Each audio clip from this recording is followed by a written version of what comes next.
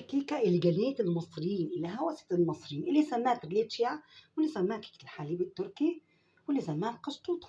هتعمليها بأبسط الطرق، وتقريبا مكوناتها كلها عندك في البيت.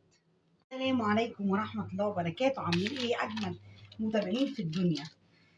يا رب دايما تكونوا بخير وصحة وسعادة. معانا النهارده الوصفة اللي جننت المصريين، الكيكة اللي هوست المصريين، التريليتشيا او التريليتشي او كيكه الحليب او الكيكه التركيه بابسط طريقه. لو شفتيها هتقومي تعمليها فورا. معانا دلوقتي بسم الله الرحمن الرحيم، حاجه سهله جدا. 4 بيضات. قبل ما اقول بسم الله الفرن وين يا جماعه؟ ولعت فرني قبل ما اشتغل في اي حاجه. 4 بيضات. اللهم صل وسلم وبارك على سيدنا محمد في الاولين والاخرين، وصلي وسلم وبارك على سيدنا محمد في كل وقت وحين، وصلي وسلم وبارك على سيدنا محمد في الملأ الأعلى إلى يوم الدين. ببركة بسم الله والصلاة على رسول الله نبدأ. 4 بيضات وكوباية سكر أو كوباية إلا ربع اللي أنت عايزاه براحتك. نقطتين فانيليا سايلة أو فانيليا بودر براحتك برضو. هضربهم لحد ما يبقوا فوم، يعني يضاعف حجمهم جدا. الخطوة دي مهمة جدا جدا علشان نجاح الكيكة. هضيف كده حوالي معلقة خل عشان برضو هشاشة الكيكة. خطوة ضرب البيض ده لحد ما يبقى بوم كده مهمة جدا. كده ضربت البيض لحد ما ابيض، ضعف حجمه جدا. 4 بيضات مع كوباية سكر، مع ربع معلقة فانيليا سايلة أو مع ظرفين فانيليا سايلة. أنا ما عندكيش سايلة اعملي ظرفين فانيليا بودر مع معلقة خل علشان نضمن هشاشة اللهم صل على سيدنا محمد الكيكة. هركنها على جنب كده. هنا بقى معايا كوباية وتلت من اللي قست منها السكر. كوباية وتلت دقيق. ومعايا بصي الجزء ده كده صغنن خالص بيكنج صودا او بيكنج باودر بتاع الطعميه اللي بنستعمله في مصر بنقول عليه بيكنج باودر. ومعايا كيس بيكنج باودر او كيك شيف اللي عندك، اللي موجود اعمليه، اللي موجود عندك اعمليه. تمام كده. هناخد كل ده كده. خدي بالك الكيكه دي لو المضرب فيه ميه الكيكه باظت، لو الطبق اللي بتشتغلي فيه ميه كيكه باظت، لو القالب اللي هتحطي فيه ميه كيكه باظت. كل حاجه لازم تبقى كده جافه جدا جدا. دول كوبايه وتلت، اللهم صل على سيدنا محمد، دقيق. كوبايه وتلت دقيق. هنزلهم فين؟ على الخليط اللي احنا عملناه ده دفعات. والتقليب هوريكي التقليب يبقى من فوق لتحت. والرخامه اتبدلت مش مشكله، المهم احنا نتفهم الوصفه. والوصفه ديت جننت المصريين، هوست المصريين، اللي سموها تريليتشيا او تريليتشي، الكيكه الحليب، كيكه الحليب التركيه، واللي سموها قشطوطه، واللي سماها زي ما سماها. المهم ان هم جودوا فيها، لكن هو الطريقه الاصليه كيكه بكراميل ولبن، كيكه بكريم شانتيه وكراميل ولبن، هي ده الاساس فيها. ماشي اهو كده، ماشي كده. وهمسك بقى الخليط ده. هحط الدقيق دفعات. بسم الله بسم الله. اقلب ازاي يا جماعه؟ من تحت لفوق، من تحت لفوق، عشان مش عايزه الجمال الجمال ده يروح مني. الجمال اللي هو الخليط ده. تعرفي ان كيكتك ناجحه ازاي؟ الخليط ده يفضل زي ما هو كده، فيه الهواء اللي جواه ده. شايفه؟ ادي الدفعه الثانيه اهيت. بسم الله من تحت لفوق، من تحت لفوق. وفضلت اقلب فيها لحد ما بقاش فيه دقيق خالص. تفضلي تقلبي كده، كل ما هتقلبي هتكتشفي ان فيه دقيق. عندي القالب ده كده 25 في 35. دهنته ماده دهنيه، الماده الدهنيه اللي تعجبك ادهنيها. طول ما انت الخليط قصادك بالخفه دي وبالجمال ده، تعرفي ان شاء الله هتاخدي كيكه في منتهى الجمال. دي كيكه الاسفنجيه يا جماعه، ولا حليب ولا ماده دهنيه، لا حليب ولا ماده دهنيه. كده بقى انا مشغله الفرن زي ما قلت لك على 180 درجه، على 200 كل، يعني على درجه درجه الكيكه العاديه اللي هي 180. ماشي. انا هحطها على الشبكه اللي في النص. هحطها على الشبكه اللي في النص. وقبل ما اشتغل خالص زي ما قلت لك الف ب كيكه. قبل ما تعملي اي حاجه هتعملي هتحطي تولعي على النار بتاعتك. خلاص كده. هي هتاخد ان شاء الله بكتير قوي تلت ساعه، يبقى معاكي احلى كيكه. ماشي اهو. كده. اسويها كده عشان تبقى كلها مقدار واحد في القالب. ونشيل دوت كده اهو كده اهو. نسوي من هنا كمان اهو كده كده. ومن هنا شايفه عماله اسوي فيها ازاي، ودادي فيها كده وحيليها. هتاخدي ان شاء الله احلى كيكه في الدنيا. اهو هنضفها كده الحروف دي، عشان الحروف دي لما تخش الفرن يبقى شكلها وحش جدا يا جماعه. لو ايه، لو اتحرقت مع الفرن، لو اتحرقت من الايه، اتحمرت مع الفرن. اهو كده كده. واحنا عاملين كل العوامل الناجحه ان شاء الله ان شاء الله للكيكه الايه الاسفنجيه. لو حاطين بيكنج باودر، حاطين بيكنج صودا، حاطين خل عشان الهشاشه والزفاره. اهو بصي كده اهوت كده اهي كده. بس حطها بقى في الفرن واوريها لك ان شاء الله. هي كده. بسم الله الرحمن الرحيم. بصوا يا حبايبي، على ما الكيكه ده خلاص دخلتها الفرن، هحط هنا بالكوبايه المعياريه كده هعمل صوص الايه الكراميل. وصوص الكراميل انا عاملاه عندكم في الفيديو. انهي فيديو؟ الفيديو بتاع ايه، بتاع ان ربع كيلو دقيق عملنا منه 6 فطاير. ولكن هعمله ده ما فيهوش اي حاجه غير ان لما يبتدي من الطروف يسيح وياخد لون ذهبي تقلبي بسرعه. لو استنيتي كله ياخد لون ذهبي تلاقيه من تحت فحمه. التكه كلها في صوص الكراميل النار الضعيفه، وان انت تقلبي في الوقت المناسب جدا جدا. بس ما فيهوش اي حاجه. انا بقى استنى لما يدوب واعمله واوريهولك. ومعايا هنا حبايبي معلقه، قصدي كوبايه كريم، كريم شانتيه خام. انا قايله له مش عايزاه محلى، وللاسف حطهولي محلى. احلى حاجه واحلى نتيجه للكريم شانتيه تعمليه بميه. بس انا هعمله ايه، نص ميه اهو، نص ميه ساقعه متلجه يا جماعه، ونص لبن برده ساقع ايه متلج اهو. نص ميه ونص لبن. بس انت بقى لو عايزه الحق يعني، احلى حاجه ان انت ايه حطيت كمان ايه، يبقى كوبايه الا ربع ميه ونص كوبايه ايه لبن. احلى حاجه انا اكتشفتها اللي هي، صدقوني، الميه مش اللبن. الميه بتدي اضافه للكريم شانتيه حلوه قوي قوي، احلى من اللبن. طب ليه القشطوطه دي او كريمه الكيكه الحليب غاليه؟ عشان سيادتك بيضيفوا كريمه لباني، وده لو ضافوا يعني، مش كل المحلات طبعا، وقشطه. فعشان كده ايه، هتلاقي قطعه منها ب 30 جنيه. احنا هنا في منطقه مش راقيه، منطقه شعبيه، والقطعه منها بكام؟ ب 30 جنيه. هقلب كده الاول عشان الكريمه ما تطرش، وهضربها دلوقتي يا حبايبي. ضربتها لحد ما تخنت كده، واحطها بقى في التلاجة لحد ما ايه، على الرف بتاع التلاجة عادي، لحد ما نلم الدنيا مع بعضها، عشان نروح نشوف الكراميل ابتدى حروفه تحمر. طبعا هو ابتدى يكلكع كده تاني، لكن واحده واحده. بس النار ان شاء الله بستوي، هيبتدي يسيح تاني.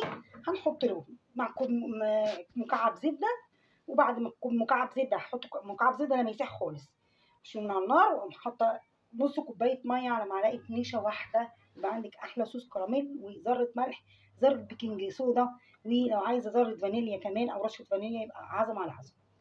شايفين يا حبايبي، بعد ما كلكع من كل حته، لا ابتدى يساح تاني. وفي المرحله دي هحط له بقى ايه، قطعه ايه زبده كده، وتبعدي عن النار لانها ايه ممكن تفور او ممكن تعلى لفوق. لا ابعدي كده عن النار، خدي بعيد عن النار كده وقلبي. ماشي. شايفه الزبده طبعا من سخونيه السكر هتسيح على طول.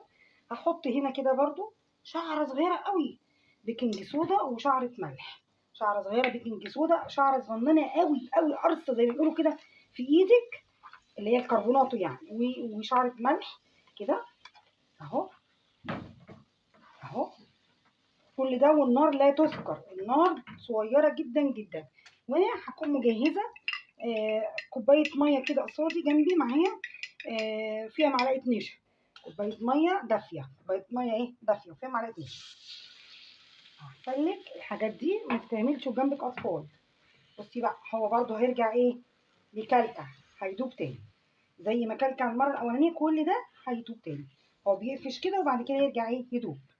لو انت عايزاه بنكهه الكراميل بس ما تحطيش فانيليا.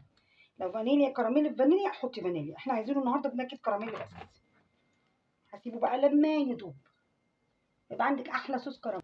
عايزه اقول لك الكيكه هي طلع زي الفل زي الفل. طبعا اختبرتها لقيت ما فيهاش حاجه، هخرمها كده. بس للامانه اختيار القالب ما كانش ايه جيد.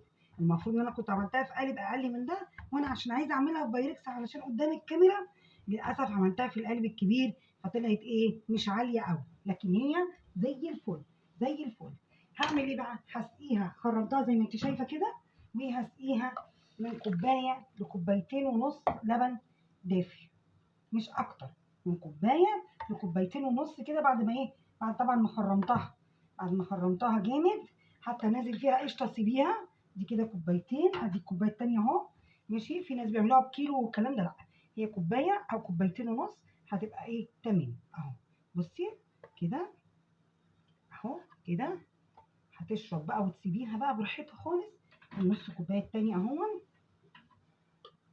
ده كده انا شربتها كوبايتين ونص ايه لبن، كوبايتين ونص لبن يا جماعه اهو، شايفين كده. وهي اصلا اسمها كيكه الحليب، بتبقى عايمه في اللبن كده.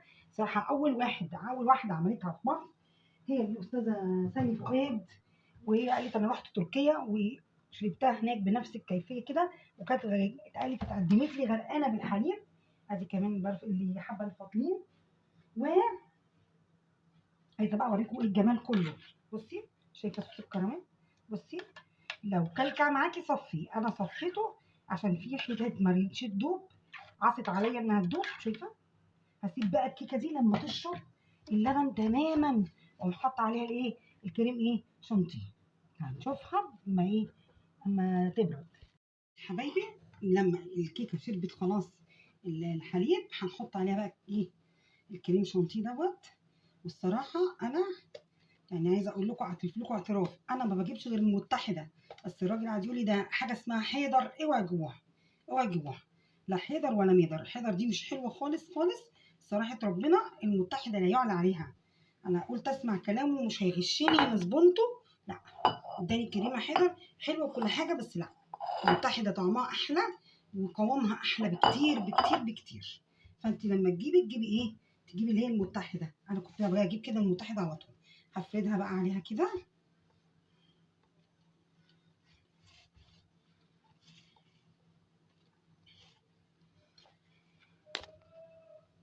ودلوقتي سويتها اهيت، وعايزه اقول لك ان انا دوبت معلقتين قشطه وحطيتهم على الوش لما لقيت الخيليه، لما لقيت اللهم صل على سيدنا محمد، الكريمه خفيفه زياده عن اللزوم. معرفش النور قطع ولا ايه، النور قطع، لا اهو جه ماشي ماشي. هنحط بقى ايه النجم بتاعنا ده. بصي تقل ازاي،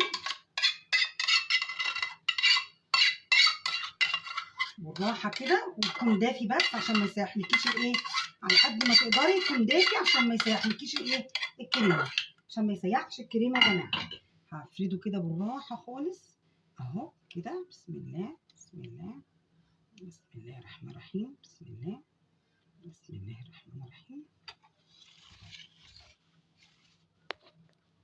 ودلوقتي الكريمه شلت من الكريم شانتيه ايه جزء صغير خالص كده، همشي كده وهعمل كده. طبعا انا عشان ما صبرتش الكريمه ساحت على بسم الله الرحمن الرحيم، الكريمه ساحت على العسل، فمش مشكله، هي بيبقى شكلها رخامي يعني، مش هتفرق يا جماعه، مش هتفرق، احنا بنعمل في البيت. عايزه اقول لك اللهم صل على سيدنا محمد اهو كده كده كده اهو. همشي بالكريمه كده، دول معلقتين كريم شانتيه انا خليتهم في ايه في الاخر كده عشان اعملهم ايه زي ما انت شايفه كده، ازوق بيهم ايه الدنيا.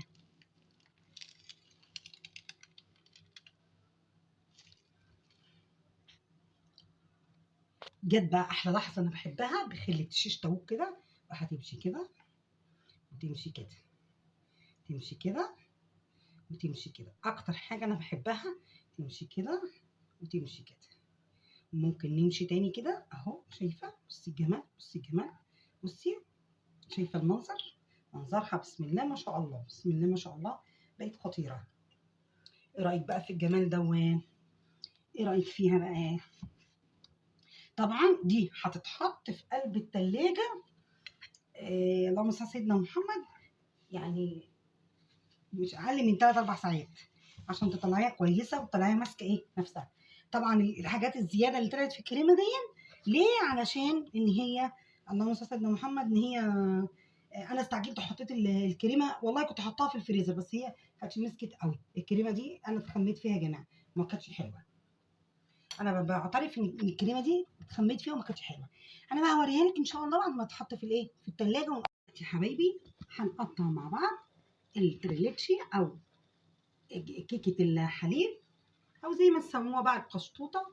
طبعا حطيتها 3 ساعات في الثلاجه، وكل ما تحطيها كل ما تبقى ايه احلى. زي ما قلت لك في جزء منه مساح كده في النص مني، بس ما فيش، مش مشكله، هتتاكل هتتاكل.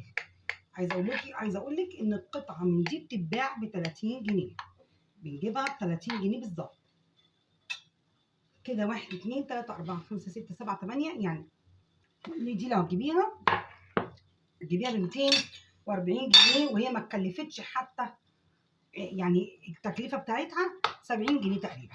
بصي بسم الله ما شاء الله، اللهم بارك اللهم بارك اللهم بارك.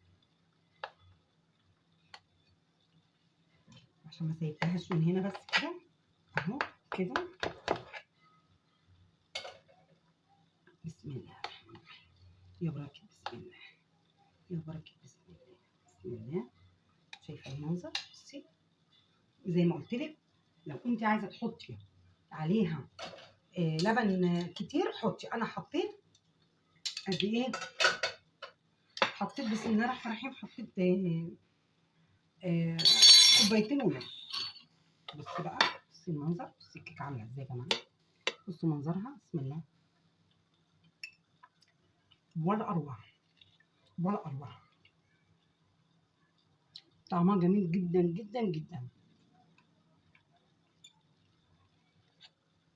لو عجبك بقى الفيديو